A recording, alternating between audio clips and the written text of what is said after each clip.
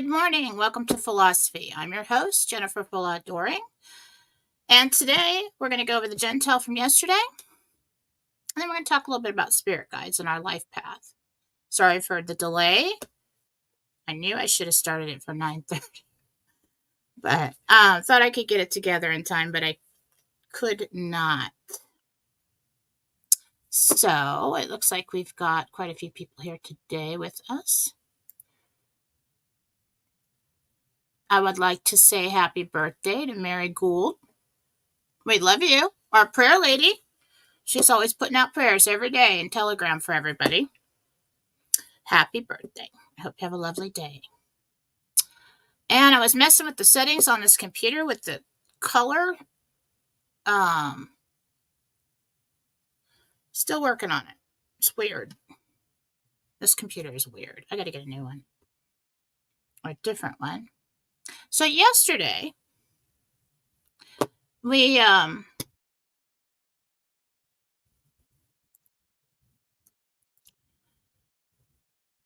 Real News Live with Mike and Jen on Rumble, I put out some Jentel for the week. And we'll go over that. Just so that I have it on both shows. This is interdimensional meditation for that was for yesterday, 9/23/24, with Archangel Michael and Archangel Gabriel.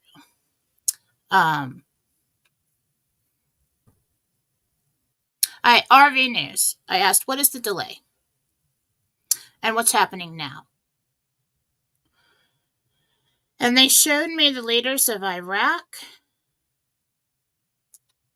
in a delegation meeting. So it was just kind of like this circle that opened up. And I saw him doing something at a desk and people around him. Then I saw a connection to that,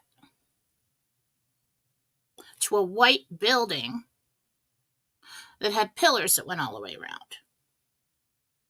And it reminded me of the Lincoln Memorial, the Lincoln Monument in Washington, D.C. when I was there as a kid, walking next to these pillars all the way around. And then when we were on the show with Mike, he pulled up a picture of the Treasury. Now, I wasn't sure what the Treasury looked like in Washington, D.C., and asked me, is this what you saw? And I said, yeah, the front part of it. The square front part of it is what I saw. So we've got a connection with a group, a meeting with Iraq and the U.S. Treasury, and that was going on when I asked what's happening right now and what's the delay. And then I heard there is a plane in transit with authorization codes. Authorization codes for what? I mean, people ask, what is this for, like the guy, Mr. C, who goes on Mark C? I don't think so. Something else. I'm sure there's plenty of people with authorization codes besides him. And then I heard the packages are complete. And somebody said in chat yesterday that prosperity packages, so that may fit. Keep an eye on that. So these things we're going to, this is where we are at. And then it's talking about Reno. Reno is preparing for the release of new currency. Once Tier 4B is complete, they will begin the transition to new money. Part of the delay is the preparation for that. It must be ready to proceed once the notifications are delivered. Bond people are under NDA. So all this time we've been focusing on, okay, we got to get the bonds funded. We got to get through these other tiers, and then we can just move on to ours. Well, when you get to a certain point, and of course they've had the currency printed and been working towards that for a long time. But when you get to that point, before you go into 4B, that's a big job. But once we start that, that's a short period of time. That's going to be streamlined. Let's get it rolling. And directly after that, they're going to release or notify everybody that we're going to go to gold. I kind of saw in previous Gentels that the other countries would start going to gold, like the BRICS nations, things like that, and it would force the U.S. to go to gold. So I'm not sure what happens first, how that actually rolls out, but all of these things are very close together. And when you get to a certain point with the tier 3, I suppose, or tier 4A, you have to go over to whoever's going to be in charge of that rollout with the new USTN note and make sure everything is good. Are we ready to, because we're getting close to the end of this part of it, this is going to move really fast. So that's what's going on. Bond people are under NDA. You're not going to hear what you want to hear from them. Coming in the news, there will be several more public arrests of prominent people. So not sure if this is political. Kind of got it like a music industry, movie actors, things like that. But I'm not sure. So I think we're just going to start seeing more arrests. Then I saw Hillary Clinton. I saw her in the news. Mostly, I believe it was Hillary Clinton. Really got a Hillary Clinton vibe. Try not to tune too much into her, but the one that's here now isn't as evil as the last one. So that's one you don't want to tune into. Hillary Clinton in the news for her connections. Then I saw a tall building burning, and it looked like one of the Twin Towers when the plane first hit, when it first started. And I heard new info and connections emerge. So this is probably all connected, and what it looks like to me is what I said yesterday that all of us cute people have been waiting for. The exposure, the arrests. Gabriel said that this phase is preconditioning the public about information that will surface. So you're getting the public ready for this big reveal, okay? And Gabriel said, exposure phase has begun. So all the cute people just got really excited. But yeah, it has begun, okay? They're not going to come out and hit the public with everything too much at once, because there's too much room in that if you come out and do that all at once. For people to say that's ridiculous. This is some kind of coup. This is some kind of, this is false. It couldn't possibly. But if you start feeding it in with like Diddy and all these people that get arrested, long time ago it was, oh God, what's his face? Didn't kill himself. And all that over time, then you can come out and have a big public reveal, because it's already been set in people's minds that, oh yeah, wow, this is bigger than we thought, because we know so-and-so and so-and-so was up to no good. Now all these, okay. So it's more acceptable. And then I was leaving at this point in meditation, and Gabriel stopped me and said one more thing. He says, who controls the WTO?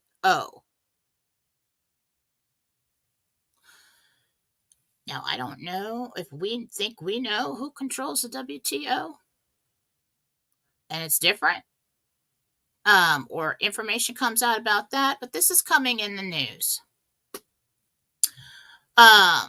Somebody asked me yesterday too about the hurricane. I saw it hitting the upper part of Florida, almost to the top, but I got the side wrong. Got it backwards. It's coming in from the other direction. Fine. Not a weather lady. Um, so everybody prepare for that. Um, high winds and water. I don't think it's anything people in that area can't handle. But if they tell you to evacuate, get out. Don't be a hero. Okay. So note some.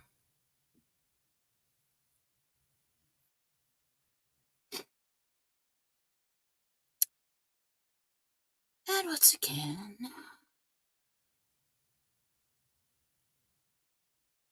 I've got all kinds of things. This is why I'm late a lot of times, because I'm texting myself things.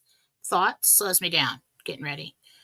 But I have a point here. Everybody's been asking about their spirit guides lately. Let's start with the banner.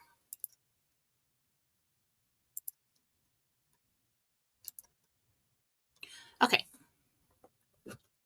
Everybody's been asking about their spirit guides lately. It's not a new concept. People have known about guides for a long time. I want you to think about your life plan, and your trip here as a trip. Okay. You're going to go on a journey. Okay. Now, a spirit guide is usually somebody that you have lived a life with before, have some kind of connection with, trusted individual. And if you decide back home in heaven when you're going to plan a life that, okay, I'm going to go down there and I choose to experience this, this, and that, on my journey of, soul evolution, okay?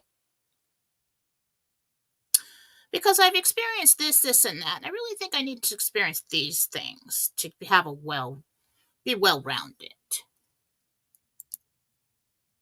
So I'm going to do that. And so you choose somebody that you either spent, most times when I do spirit guide readings, is somebody they spent a lifetime with.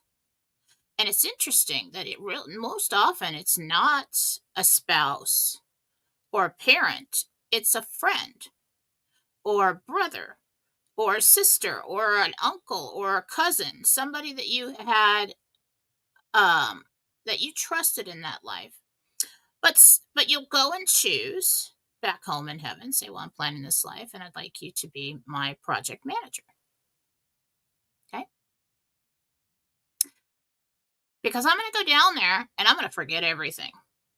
Okay. So I'd like you to sit down with me. We're going to write this life out. We're going to choose all our characters. We're going to ask everybody if they'll join in. If they'll, will you be this catalyst that moved me forward for this person? And will you be my best friend and all these things? And they sit down with you because you know that person, that soul, is an expert in whatever you're going to go down, what you're going to need to accomplish your goals. Okay. So if you're going to go down and you're going to have a really hard time emotionally, they're going to be somebody who always picked you up or knows how to keep somebody going. So you choose somebody like that. And then you plan your life. And you incarnate and you come into life and you have a primary guide, and you can choose to say you're there at the guide. Okay. So you have a primary guide and you have a primary guardian angel. The guide we want to look at as the project manager of your life. Okay. They don't have control about making anything happen. They're supervising it. They hold the book of life. They hold the plan. Okay. You forgot everything. Some people remember a little bit more. And they're there to ensure that they guide you telepathically or put things in your path that will help you accomplish those goals. You have a primary guardian angel who is there to make sure that you live to do it until such time as you decided to go. So when you do that, I want you to think about the spirit guide as your tour guide on your trip to Earth, okay? project manager, tour guide. And so imagine if you went on a trip to a new place and forgot about the old place. And let's say you go on a trip. So at home, it seems like you're planning like a trip for a month.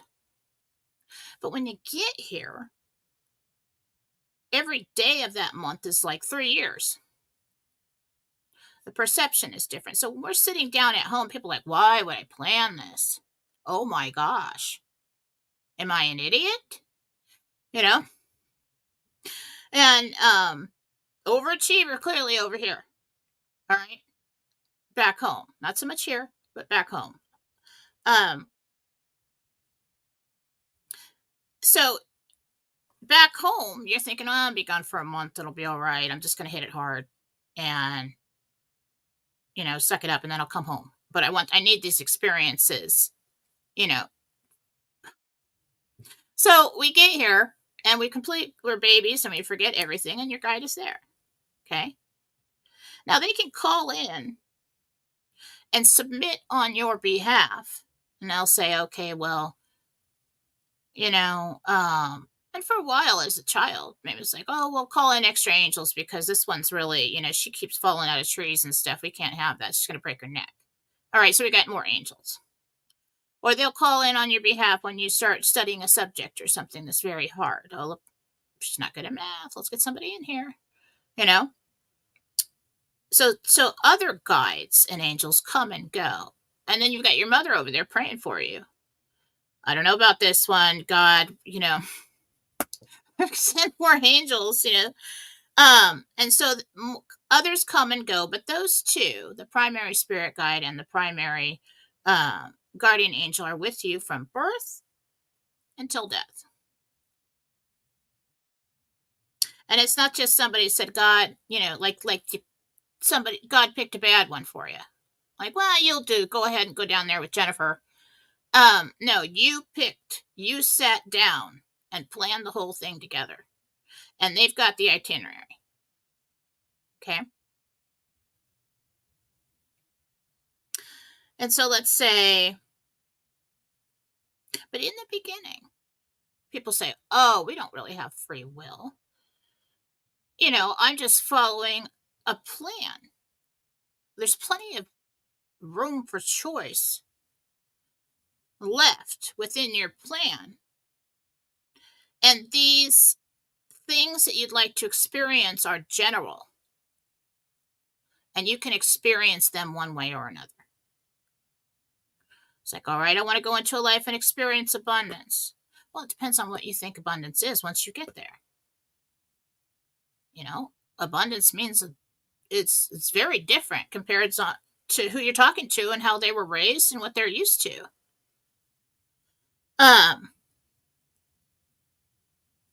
So you do have complete free will because you sat down and planned the trip. That's your free will right there. You chose the guide. You chose the angel. You chose along with other people. It's like, all right, I'm going to need somebody to come in here. Group of people in a room.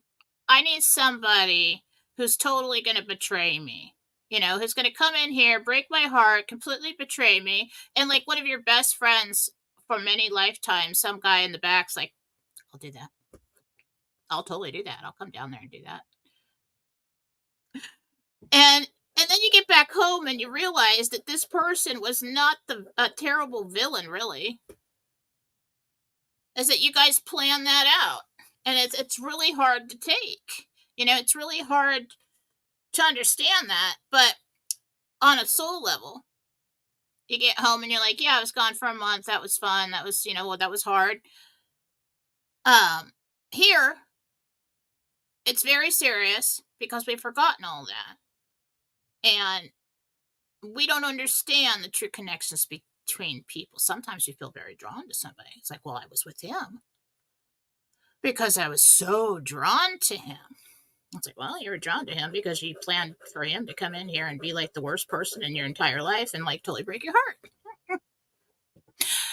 Because, in another lifetime, you possibly did that to somebody else, and you as a soul are overly optimistic and thought maybe it'd be a good idea if you experienced that yourself. So now you're doing that. But then you get back home, and the guys in the group of people, like, laughing at you. So we just never know. Okay? So we do have free will back home when we're planning the life, and we have free will here within it. So let's say we went on a vacation for like a month. And every day, let's say like every day is like 3 years, okay? But for us, let's say we went on vacation for a month. And every day we're presented with an itinerary. Well, this is what we planned together for you to do. And your spirit guide comes in and says, well, I've made all these plans, and this is where you're supposed to go, and this is what you're supposed to do. And do you just do all of that without any thought process? No. Because you can choose at that point whether you want to follow the plan or not. You can choose to attend that activity for the day or not. Choose to stay in the room all day and be depressed. You could choose, let's say you were doing things with an individual that you met there, and your spirit guide in the evening says, okay, well, sit you down. And we don't even know. It'd be really cool if this happens in our dreams and they're like counseling us and stuff, but we don't really know. The spirit guide sits you down and says, well, you know what? You don't look really happy with that person. I mean, why do you keep wasting these vacation days being in misery with that person? And you're like, I don't know. I don't want to disappoint them, or I don't know. They keep showing up, or I don't know. I don't think I have anything better to do. And they'll say, well, you could choose differently. We could rearrange this itinerary here. You could, there's room within it. I mean, we got a few hours here. You could go over to you go down to the beach, or you could go to the bar at the beach and meet somebody new. And then tomorrow we could spend some time with them there, instead of this person. And you're like, yeah, okay, maybe I'll do that. And so you choose to have a different experience, but it's still, it's like, and maybe the spirit guide said, well, we've already accomplished what we need to accomplish with this person. You basically just came together to have a certain general experience, and that's already been accomplished. So most of the time that you're spending with them now is just wasted. So, I mean, why don't we move on to the next experience we chose to have? And you could go find somebody, and you can choose what that is. But then the other person's following their path, and they decide on that day, well, I don't really want to go climb a mountain today. I'm going to go to the same bar on the beach, and maybe I'll just sit down and see if I can meet somebody too. And you just happen to, so it becomes like a spider web of all these connections, in a positive way, where they're following their path too. It just happens that they made that decision on the same day to be there. Okay. Or like maybe somebody, well, I was, and sometimes we don't accomplish exactly what we consciously set out to accomplish. Say, okay, well, I took this class to learn how to be okay by myself. But there was this guy in there that was learning to be okay by himself too. And now we're like really okay by ourselves, but we're really okay together too. So did we fail? No. You just found yourself in the same place at the right time. Every relationship, every connection, every experience has value. There are ones that will stand out, and it may have chosen to have a longer or more fulfilling experience. You just don't know. But your spirit guide is like the project manager. It's your tour guide. Okay. And you can communicate with your spirit guide, but it has to be done in a protected way. Biggest pet peeve of mine. You talk to people and they're like, well, my guides told me. And I say, okay, who's your guide? I don't know. Whoever decides to step in. I'm like, okay, that's very dangerous. Okay. Yeah. Do you just walk into a building or a store or a venue and ask the entire room, what should I do next? And let anybody and their mother just come up to you and whisper in your ear? No, because there could be villains there. There could be people just like, I'm going to go tell her this, and she's totally going to screw up her life, and that's going to be funny. No, we don't want to open ourselves up like that. We want to be specific about who we're speaking with, you know? So, when people have been asking me lately for their spirit guide's name, it doesn't really matter what the name is. Okay? I try my best to hear what they give me. Usually, the spirit guide chooses a name because back home, we all have different names. How many lifetimes have you come into, and what were your names then? Okay? We all have different names. And from the language that I've seen from the angels, the writings that they'd have me look at, it's like all X's and T's, and it's weird, and I can't even read it anyway, or pronounce half the angel names they would give me. So we don't really know who we are at home, what our soul name is. And don't come ask me what your soul name is. That is something I cannot tell you. That is something, and it may be something you're not supposed to know. But that's a very personal journey for you to find that out. And I don't know if you're supposed to know it and what, don't ask me for that. But we know that people say, well, it's like a school. Yeah, kind of. It's more of like an experience. Okay. It's like a trip, like I said. Or going on an exploration.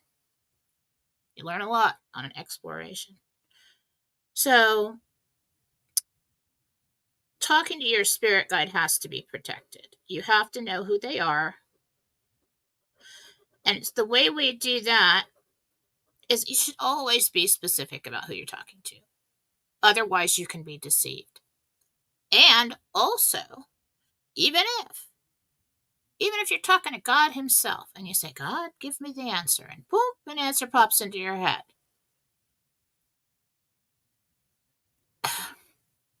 We still need to remain humble. That's why Jesus told us that. If you don't remain humble, that opens a window to be deceived by the dark side, because they see you acting out because of greed, because of ego, because of jealousy, or whatever it is, and you will get the wrong answer every time, either from a bad guy or just from you. So we take this guidance into consideration, the things that we hear, the things that we see. But we always stay humble and open and ask God to help us know and to guide us. And when we're speaking, and never jump to the conclusion that your life, your journey is any more important than anybody else, or you are elevated above the rest because boom, you just opened an ego window. And that's a window for some bad guy who would like to draw your life force energy out of you. To take. Okay? So we wait for confirmations, is what we do. We take it into consideration. Okay, well, I think God said this. Or I think my spirit guide said this. But I really won't know until I get confirmation. Okay? So, when you're going to talk to your spirit guide, first thing we want to do is pray. We're going to go straight to God. You talk to Jesus. I ask Jesus, when I do these spirit guide readings, to call in people's spirit guides, so I know that this is protected. And I don't have any, everybody and their mother coming and saying, oh, I'm their spirit guide. No. when you're talking to God and you're talking to Jesus, that is a protected circle. Okay? So, we're going to tell God what our intention is. God, it is my intention to have communication with my primary spirit guide. And your spirit guide just said, what? Oh my God, this is going to be so easy now. I'm so excited. All this time I've been watching and she's just, she's not listening to me at all. So we're going to do that. And so God has got his hands all over it. And God, when I ask for my spirit guide name, I would like to be given the correct name. I would like to hear it in my head. And every time I say that name, God, I am talking to only my primary spirit guide, and let that communication be protected and sacred. Done. So we already know that we're not going to take everything that we hear in our head as truth. We're going to feel the truth. We're going to get used to this. And what helps you know what truth feels like? Confirmations. Okay? But now, instead of ignoring our tour guide, we can put in requests. Well, I'm having a terrible time. Okay? And I don't like the itinerary for today. That sucks. I don't want to go climb a mountain right now. Is there any way that we can change this? Now, you don't pray to your spirit guide. We don't pray to angels. We don't pray to any of that. The only one we pray to is God and Jesus Christ. Okay, because God's male. He is the body in which God moves around. Okay, God is the unmoved mover at the center. I don't know how many bodies he has to move around. That's a different show. Well, clearly, all of them. Trailing off. Okay, so we're going to submit to our spirit guide. And we're going to say, you know what? I'm tired. Can we write something in? Can you submit on my behalf to God to see if we can change this here? Because I'm running really hard and I'm really tired. I don't want to go zip lining and I don't want to freaking climb a mountain and I don't want to go snorkeling today. And they'll say, well, and then all of a sudden, what happens? It rains. So now you have an opportunity to rest. Is it the best opportunity you wanted? No, because now I can't do anything because it's raining, but you got your rest. We can say, okay, well, this guy seems like really cool. I'd like to do business with them. Spirit guide. Mine's named Nancy, which is interesting because Nancy looks like an angel. And I don't talk to her at all, really. And I'm sorry about that, Nancy, but I'm sure she talks to me all the time. I'm mostly talking to the archangels, God, and Jesus. So, I call Nancy in to cross the spirits over, and that's most of the time that's what she does. But we're going to say to her, okay, Nancy, I think this guy's okay. But if he's not, help me know that. Put the pieces in motion so that he will reveal himself. Counsel me in my dreams. Send me the information. This is the communication between you and your spirit guide's got to be telepathic, and it always has been. It's going to sound like your thoughts, your ideas. Oh, that's a coincidence. Stuff like that. And so we can do that, but we really want to do that in a protected way.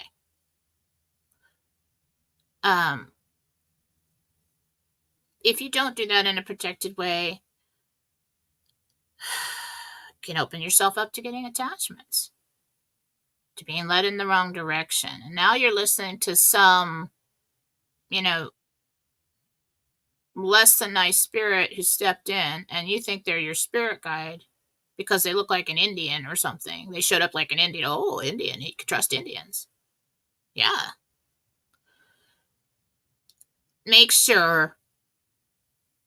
And if you have it all wrong, you have their name wrong and what they look like wrong and everything wrong, as long as you start out with God and tell him your true intention, he'll make sure that when you say, Nancy, He knows that you believe that your truly divine spirit guide is Nancy, and he will make sure that information gets to her.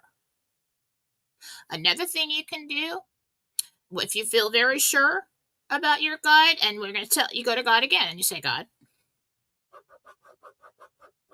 I would really like to help my spirit guide out, and I would like to give them access to my thoughts.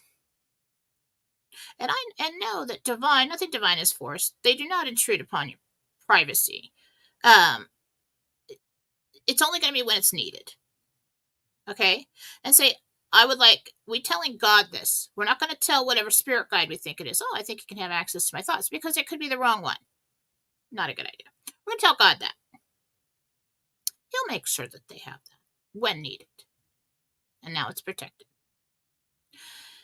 So all this time, your tour guide sees you. It's like, well, looks like a fun situation, but she doesn't look like she's having a good time. What's going on?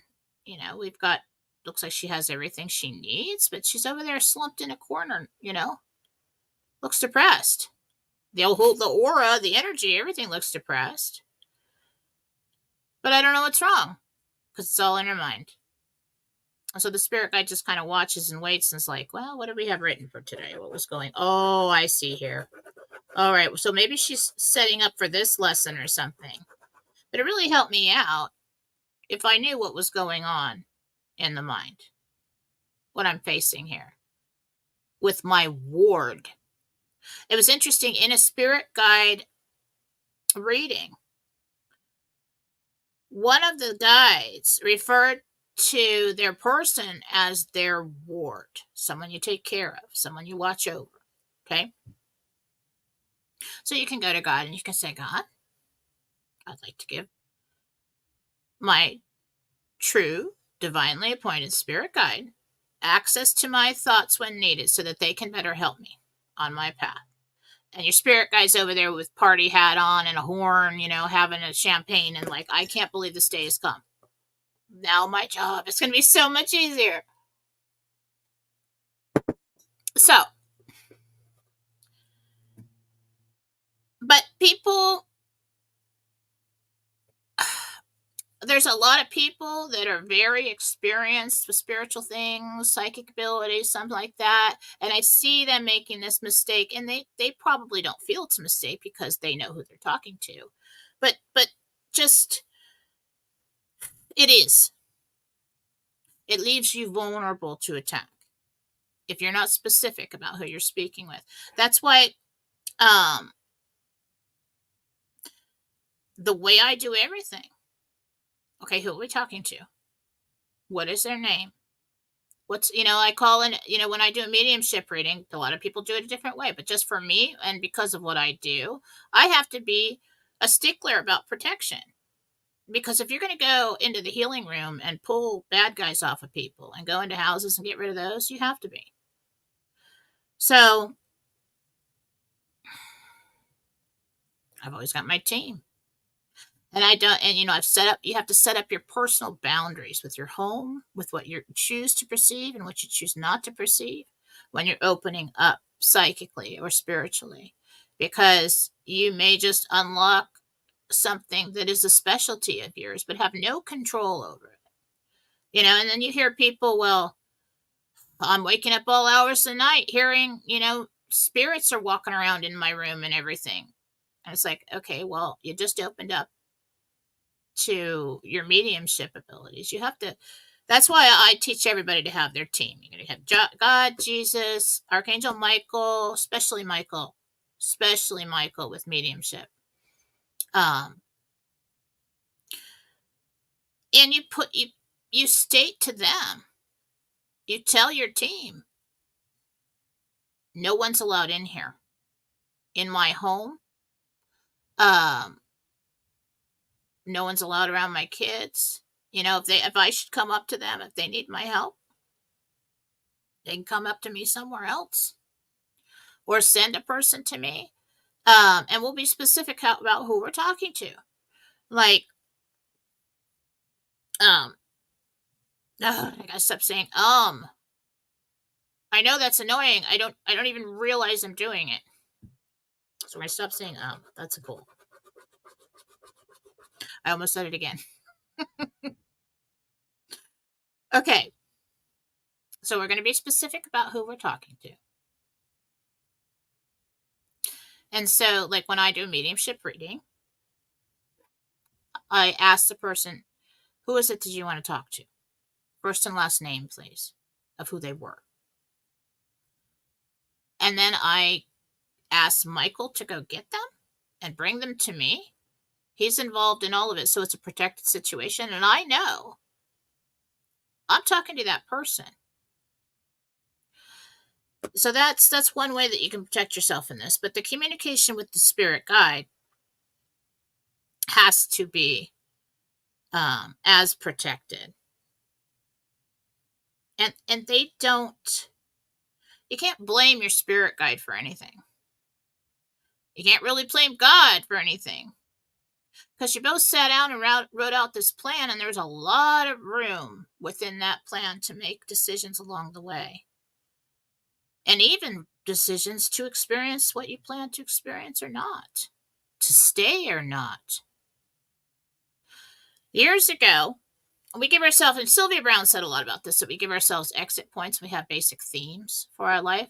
Years ago, about 2 weeks before my husband passed away, I had a dream.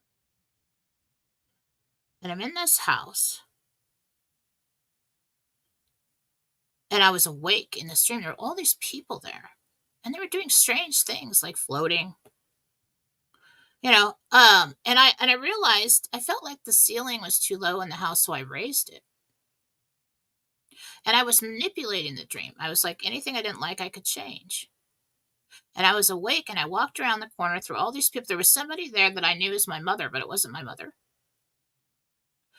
I walked around the corner, and my grandfather, Papa, very spiritual man, had passed away years before that. And I saw him standing there. And I said, what? Because every time he shows up in a dream, it's something major. Okay? And I'm like, what? And he said, well, first, before I saw him, there were 3 empty vehicles, people, like bodies, like standing there. And I knew that these are empty vehicles. And if somebody wanted to, that shows up when somebody wants to talk to you. I don't know why I knew this is what he's thinking in the dream. And I said, all right, who wants to talk to me? And Papa showed up in one of them. And I'm like, what? Like, what are you going to hit me with this time? And he said, soon you'll have the opportunity to choose whether you want to stay or you want to go. I said, I want to stay. I won't leave my babies. I said, what is it? And he smiled like really big, like he's so proud of me. And I said, what is it? Is it a car accident? And he said, I can't tell you. I'm like, oh. And so for like 2 weeks after that, I'm praying. Now remember, I thought I was going to die. I said, remember, I want to stay. Made the choice. I'm staying. Okay, nothing. Strange noise in the room. So, there's squirrels in the tree outside the window. Do you hear it? Anyway, so I said, I want to stay. And I would pray. 2 weeks after that, I was like, okay, now I want to stay. Remember that, God. Remember that. The day my husband passed away, he was killed by a drunk driver on his way home from work. Boom, gone. I had just spoken to him on the phone. He was in the car with his best friend, who was the one who was drunk and driving and was so reckless that my husband lost his life. And then when the police showed up, he got in the passenger seat and tried to pin the whole thing on my husband, who's laying dead on the side of the road, who went through the sunroof when the car rolled. Despicable human being. Anyway, the wife and I were at home, and we were planning. He called me right before that happened. We were planning the kids were at grandma's, and we were having a weekend. an adult weekend, and we decided, well, he called me and said, do you want to go out tonight or do you want to stay home with them? And I said, well, we've already decided we started making, we picked up some things and we're going to make spaghetti dinner and hang out at the house. And so he said, okay, and told me he loved me. And like 2 minutes after that, he died.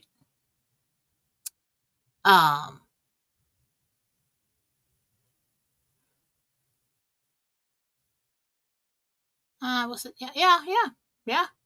It was right after that. But it was, I could have been in that car. The incident happened with Travis and Bill.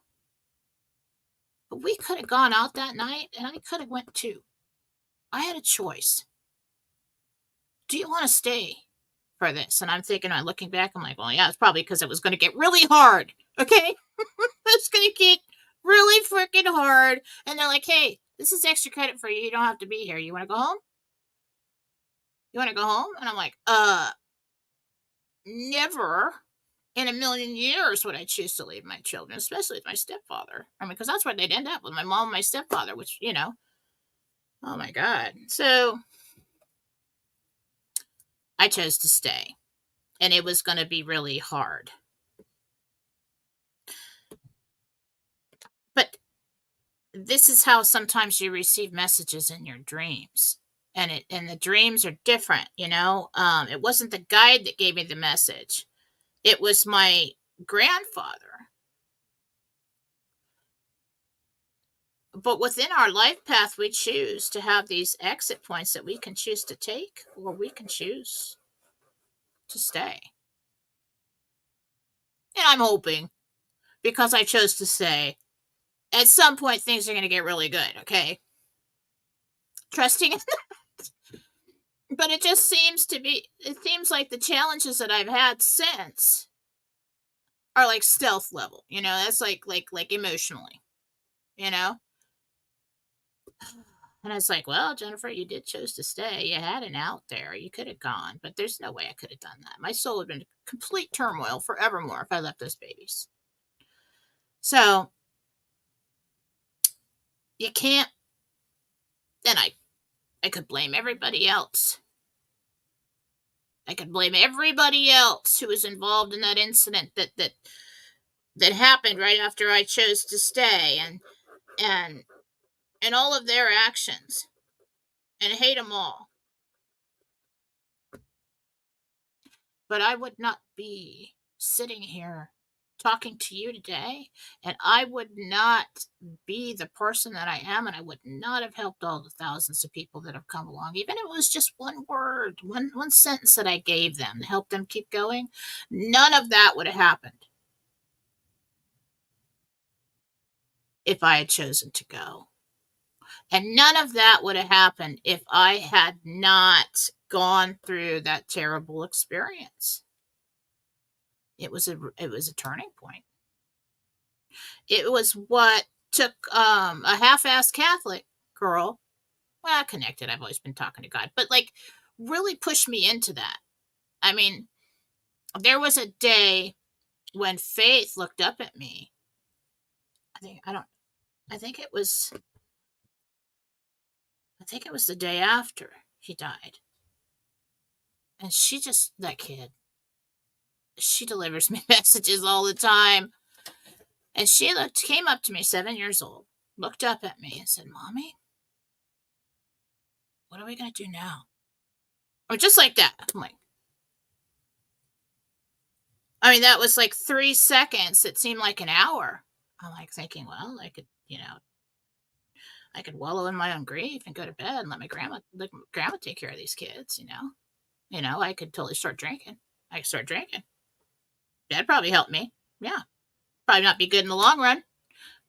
Probably help me initially. Yeah. Start drinking. And then I looked at the baby's eyes and I was just like, not on my watch. No way. No way. And I said, we're just going to keep our chin up. And we're going to trust in God. We're going to keep moving forward. And mommy's going to make everything okay. And that's what I did.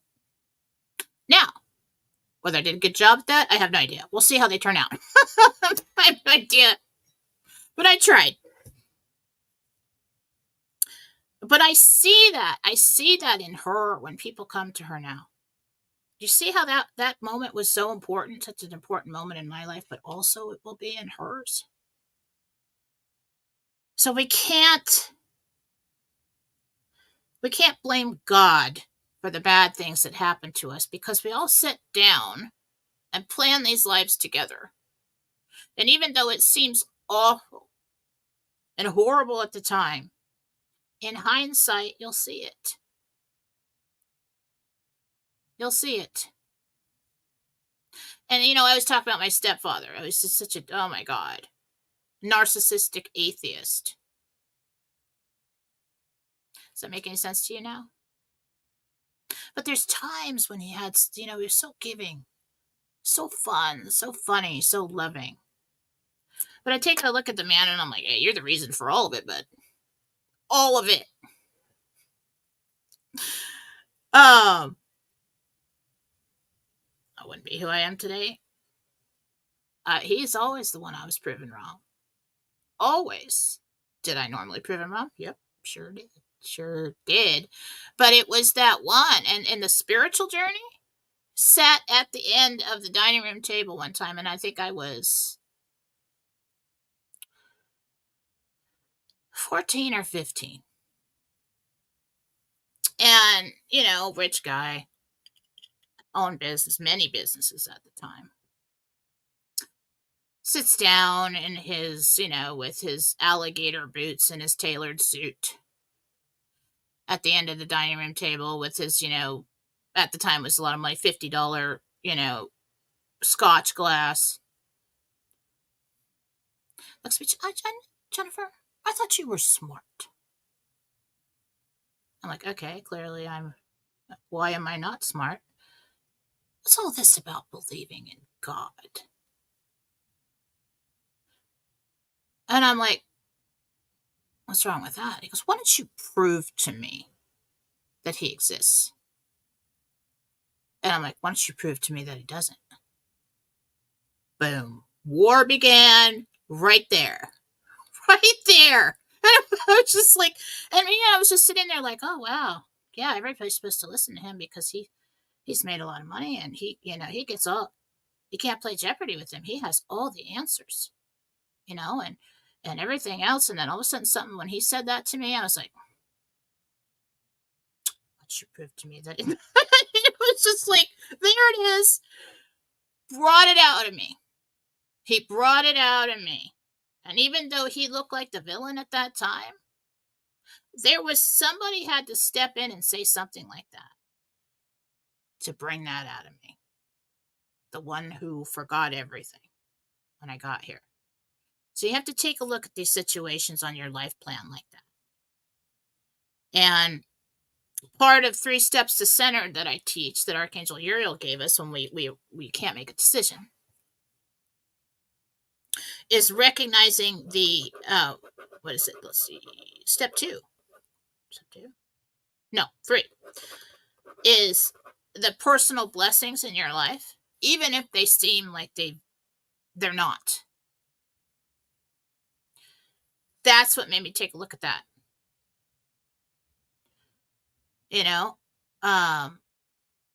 Understanding that connection. Now, what happens with his soul later is probably go home. Because he has done a lot of good, but he's also been just so evil.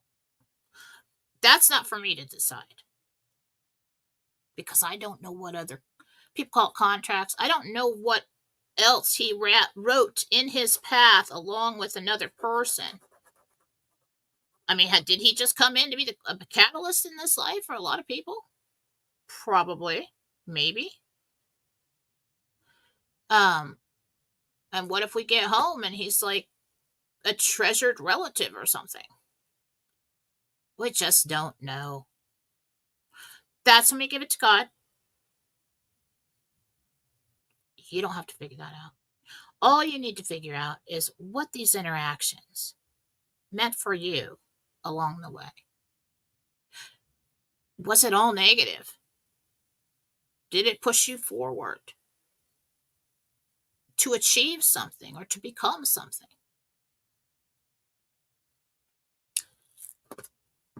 That's stepping into wisdom. So a lot of times people say, well, why are all these people and these psychic people talking to their spirit guide? Because they're kind of centered in there. They know some things about that, about the life path. Okay, and so they're talking to the spirit guide, and that spirit guide is going to advise them on their path. So when they speak with somebody else, like if they do a reading or something, they're talking to that other person's spirit guide. I usually just, for some reason, it's easier for me to talk to the angels and God for the answers. It's that very high vibrational. Everybody has their niche. Like could it be personal vibration? I have no idea. I think so. Could be. There's probably more choice. But there's no scale, is there, to measure personal vibration? You measure that by what's being projected out. Okay? You'll see this. Somebody comes to you and says, well, my vibration is so high, and I'm like 5D, and all the rest of you suckers are like 3D, and I'm so smart, and I'm so great, and blah, blah, blah, blah. And I'm thinking, well, you're sapping my strength right now, okay? And you would not even be thinking those things if that were true. You would be spending your time putting out positive energy, making positive, affecting people's lives in a positive way. You will see the results of your deeds, and they will make your intention evident. Okay? The number one thing that leaves people open to psychic attack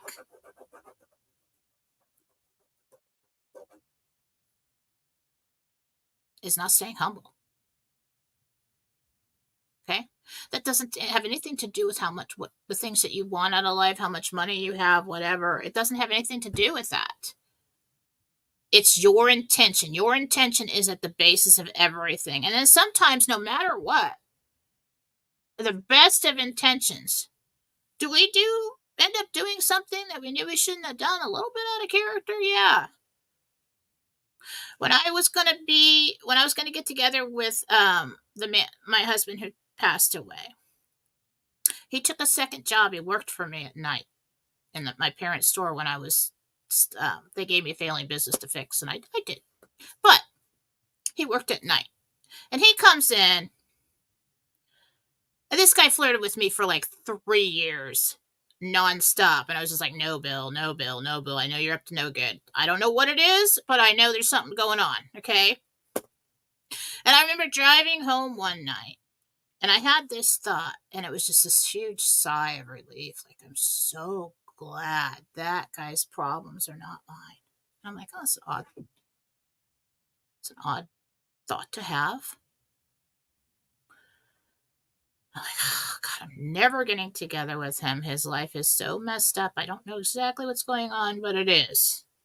I don't want any trouble. I got a plan. I live on my own. I got a shiny red sports car that I bought on my own. I'm going to college full time at night. I'm running this business. I'm doing everything, burning my candle both ends. And that's the way I like it. And I'm not going to let anybody get in my way. So then he calls me one day. He disappears for a while, and then he calls, stop working for me, and he calls me one day. He says, would you come visit me? I'm in recovery. I'm like, oh. And there's this pull with this guy, right? I'm like,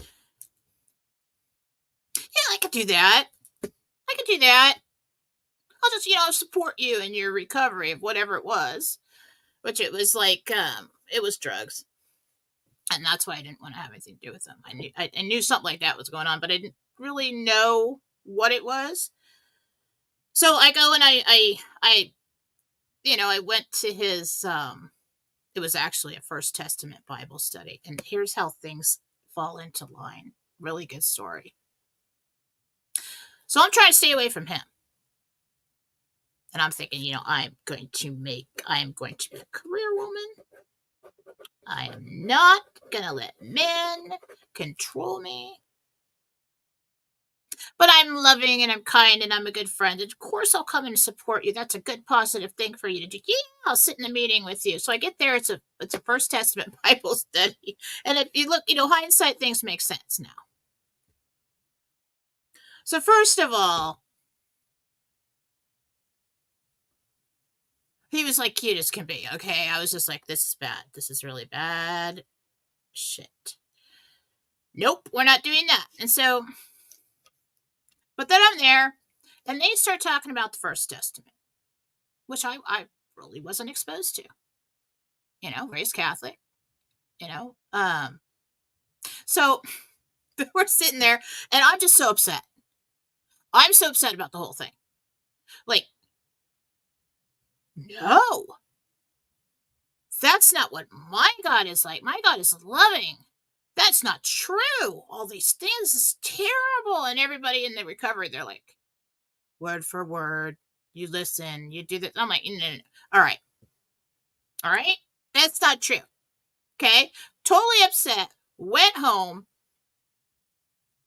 sat on my bed, and talked to God. And I was, how old was I? 25. And in my own apartment where no one could touch me and no one could take anything away from me. And I sat there and I talked to God and I cried. I said, oh my God, if this is true, I am such a sinner. I mean, I'm so screwed up. Sleeping with people and stuff, like, oh my God. Oh my God. And I just said, God, just please don't ever give up on me. Don't ever give up on me. And that's when it all started. That's when it all started. I mean, I've always been connected, but it was that guidance that came in from that moment. And that's also when it all started with the guy. Okay. I wasn't strong enough to stay away from that. He was very cute, very funny, very smart, and very clever. I mean, just there's no way I was going to stay away from that. Anyway, but it also gave me my babies. Do you see how these things, we think are failures? If I had only just listened to what I thought when I was driving home from work that day, that I wish this guy's problems were not mine. If I'd only stayed away. And there are all these buts, but, I really feel drawn to him for some reason. And like, but. Did it happen anyway? Mm-hmm. Because it was written and it was a very important part of your path. So we don't want to look at these times as failures. I mean, if we hurt anybody along the way, if we, we look at those as lessons, we make amends.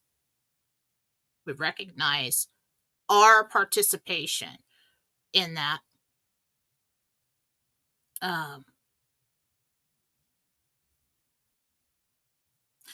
But this is also how it helps us move forward. It's like, okay, we're not there anymore. I don't have to mourn that anymore, or I don't have to feel like I was a failure because of that anymore, because that part of it now, in wisdom, I understand that is one of the pivotal moments that made me who I am now, and who I am now is good. And who knows what'll happen next. I mean, we don't go running into bad situations on purpose, but if you try with all your might to avoid something, and it happens anyway, probably written. Okay? And so that's why we hear these stories of people getting home who had such a tragic journey, even a tragic life. and the mediums know this. You hear the stories of them getting home. We see these things.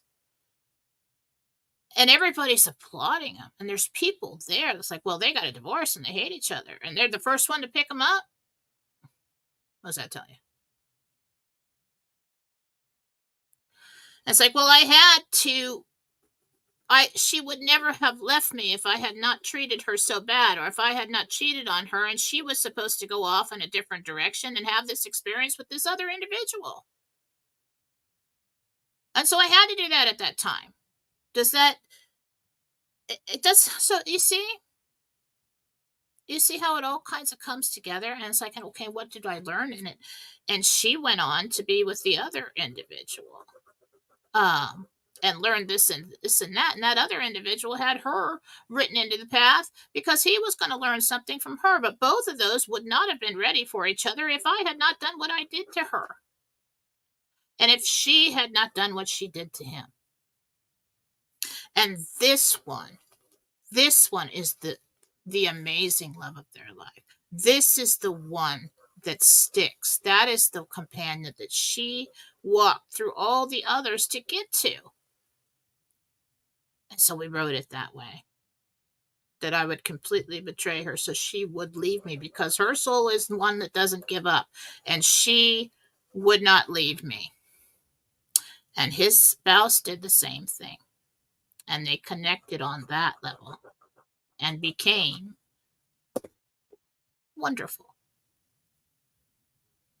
So when we get back home and we have all these experiences here, and we forget about who we are there and why we came and who these people mean to us, and we hear these stories that everybody loves each other at home. This is why. Now, are there dark spirits that inhabit bodies that aren't included in this? Yeah. Yeah. And they may not be one of those special people. They may be somebody that walks in the room left for choice. But if it's not somebody who's written, it'll soon fall away. It'll be a short moment in time, a mistake. And it's like, okay, well, what were the themes of the lifetime? Did that fall into one of the themes, the lesson I was supposed to learn that? So like, okay, we could learn it from this guy, okay, in your marriage, or you could learn it before that with this jerk over here. Get that out of the way. You know, like, yeah, I'd really like to get that out of the way.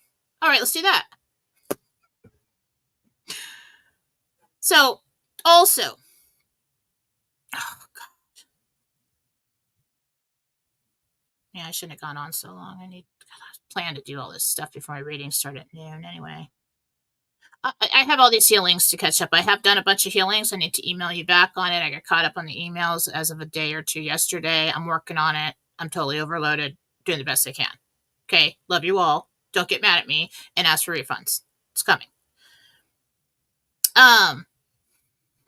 Just doing the best I can over here.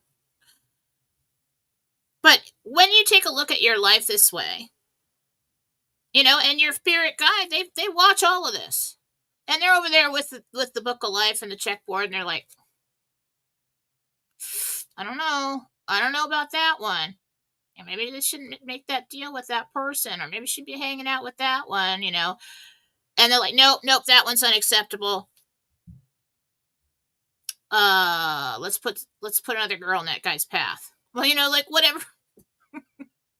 Let's get her away from there. Let's get her in trouble at home so she can't go on that date.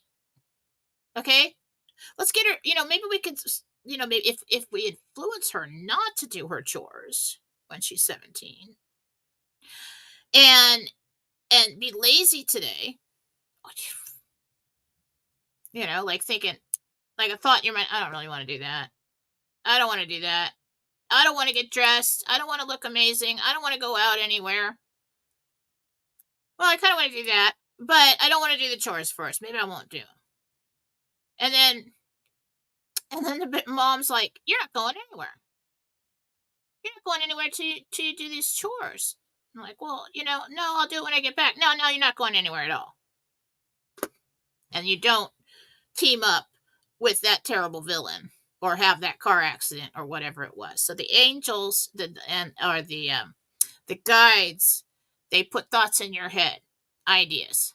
And some people want to go as far because they're looking for reasons why to not be responsible for their own actions. And they'll go as far as saying, well, I'm completely controlled. I'm just following a script. I have no control over anything that I'm doing. No, you actually have choices about all of it. All of it. All along the way. Back home when you wrote half of it, but here, when you're living it, all of it. God gives us ultimate freedom. And within that ultimate freedom, he doesn't tell you, well, you got one shot at this. How much you want to learn? Okay? How much you want to learn? You're going to go down one time. That's it. When they say one life, that means that your life never ends. The life of the soul, the eternal life, doesn't mean that you don't go on any trips or take any classes. It's all about experience. And that sliver of God that is you, accumulating these spirit experiences, and you become more wise, more loving. And the soul does more and more the more they incarnate. You ever heard people use the term, oh, it's old soul? It's old soul. Well, probably all the same age. But been here a lot. Been here a lot. Or there or wherever. Wise soul.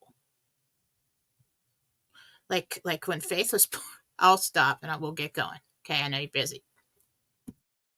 But when Faith was born, it was the weirdest thing. She came, okay, I'm not going to talk about anything gross. Men, don't leave the room. When they handed her to me, and everybody in the family was there, not in the room because I wouldn't allow that. Nobody's looking at that. All right, you just wait out there and I'll tell you when you come see the baby. So like they came in, everybody came in, I'm holding her. The first time I looked down at her, she looked up at me and she was smiling. Like that. At everybody. I mean, she's looking at me and I was like, look right through my soul. And I was just like, I know who you are.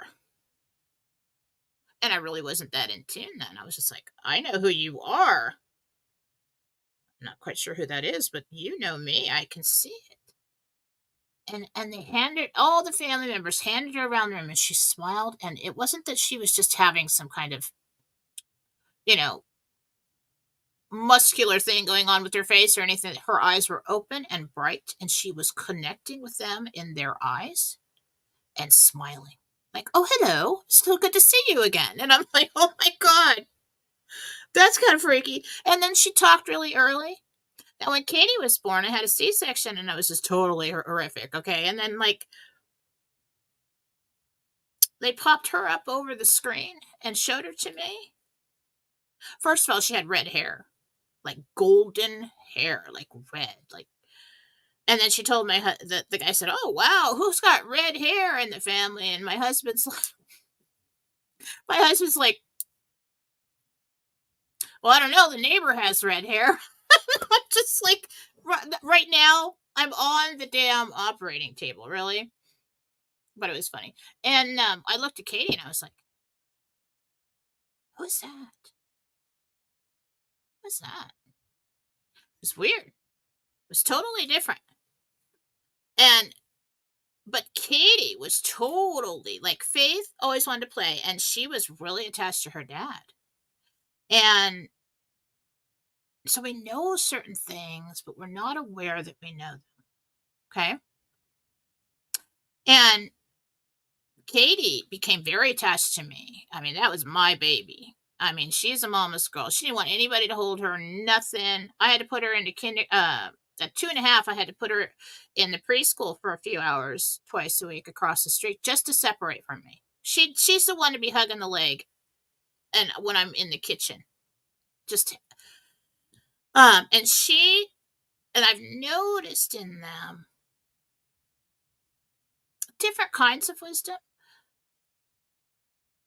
But Katie, I don't think she's been here that many times. But there's a wisdom there, like she only comes in for a good reason. Faith's been here a million times. A million times, I think, and I'm pretty sure she was my mother in a past life. But she knew everybody. When she was born, it was the trippiest thing. Everybody was talking about it. I was like, is she making eye contact with us? Is she smiling? And she's like, well, yes, I am. Hello. It's so weird. But there's things, and I've said it before, it's something that you know about yourself and your life and these people that we come in contact that you said, I know, but I don't know. Like, I'm not aware of what I know here, but I know something. Or I know how to do something. Or I know that I'm going somewhere, but I'm not quite sure where that is, but I know I got to get there. Okay, this is life path stuff. This is beyond the veil, heaven connections, things we plan to do. Deja vu is something random, something small that will just, it's kind of like you're on the right path. It's a reminder. All right, you're on track. You're on track to achieve this, or whatever it is. It'd be because something as stupid as just picking this cup up or saying something. I've been getting deja vu all the time lately.